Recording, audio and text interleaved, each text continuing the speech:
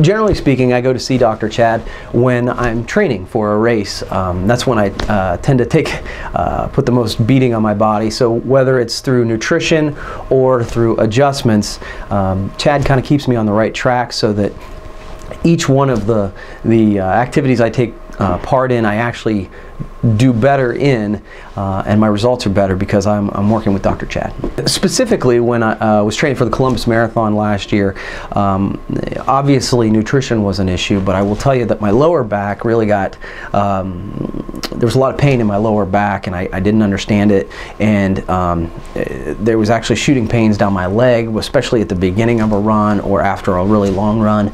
And after talking to Chad, we actually did some x-rays, and just really with a couple, 2 or 3 different adjustments and then some regular ones down the road, he was able to alleviate that, and it made the training experience much more pleasant.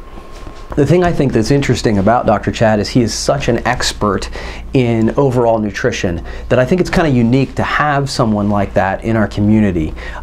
He's doing speeches to doctors around the state and around the country and teaching them ways that they can improve their practice so that they can make their patients feel better through better nutrition. And having someone like that really at our fingertips, I think, is a real value not only to his patients but to our community as well.